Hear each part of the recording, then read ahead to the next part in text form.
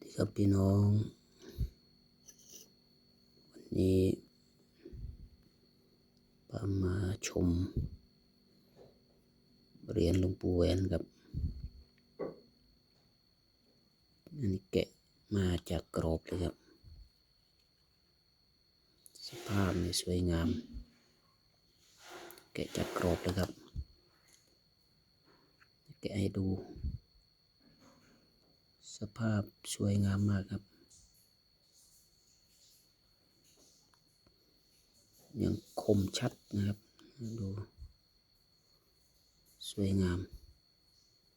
แต่ผมจะซูมให้ดูใกล้ๆครับ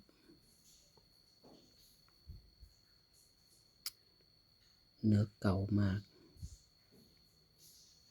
ความเก่านี้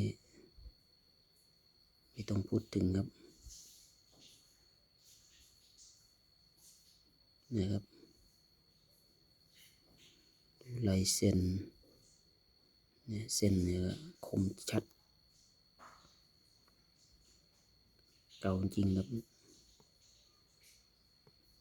ดูซูมดูครับอันนี้10x เลยครับเนี่ยดูความเก่านะดูขนาดเป็นเหรียญนะครับเนี่ยขนาดเป็นเหรียญความ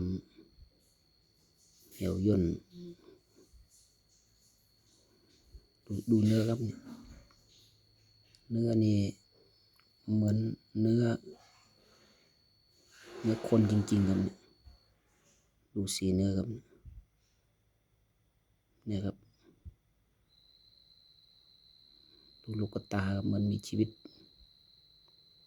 เนี่ยนะครับหลวงปู่แหวนดูครับนี่แบบซูมแบบ 10x เลยครับเนี่ยให้ท่านผู้ชมได้ดูเหมือนท่านยังมีชีวิตอยู่เลยครับเนี่ยนะครับ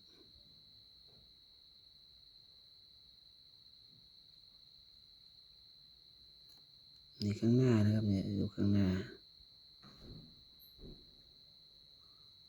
เดี๋ยวให้ดูข้างหลังเราเนี่ยนี่เฉพาะข้างหน้าครับเนี่ยเนื้อนี่มันมีชีวิตเลยครับเนี่ยความคมแบบยังไม่บอกครับว่ารุ่นนี้เนี่ยเป็นรุ่นอะไร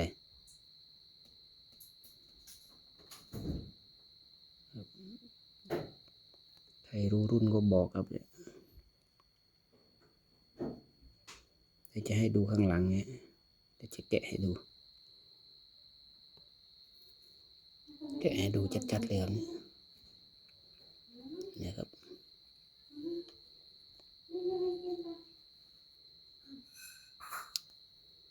คือผิวเหรียญเก่าๆเนี่ยดูครับมันจะมีสีทองเหลื่อมๆนะครับมาดูข้างหลังดูขอบ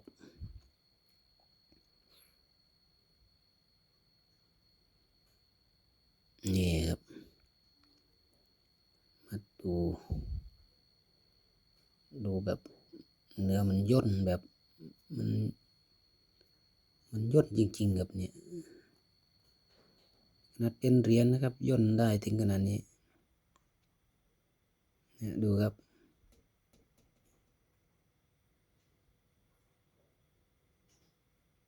นี่รุ่นถิ่นกำเนิด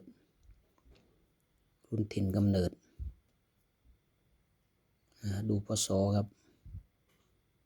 2432เนี่ยเดี๋ยวจะซูมให้ดูชัดๆดูเนื้อครับท่านผู้ชมครับเนี่ย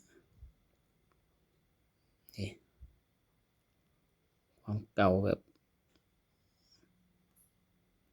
ไม่รู้จะย่นยังไงแล้วนี่เป็นเหรียญนะนี่แล้วถ้าเป็นผงล่ะจะขนาดไหนครับเนี่ยครับตามสภาพเลยความเก่า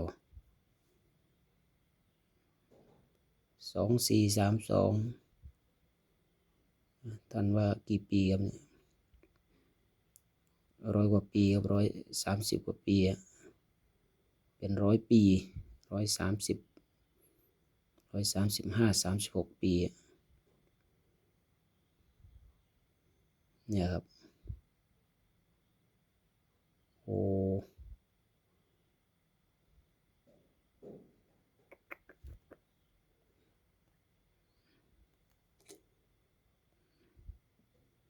ดูใบหน้าท่านดูลูกตาดูการสร้างถือว่าสภาพดีครับเหรียญนี้สภาพดีมากครับเก็บไว้อย่างดี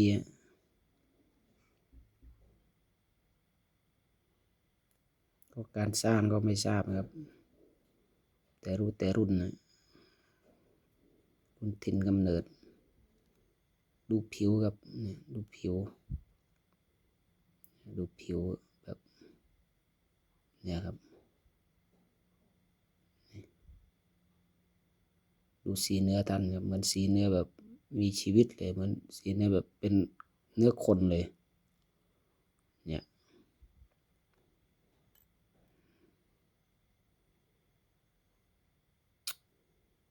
โอ้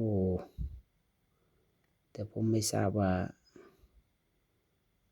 ถิ่นกำเนิดนี่สร้างมายังไงผมก็ไม่ทราบครับแต่รู้แล้วว่าสวยจริงครับขอบคุณครับที่รับชมครับ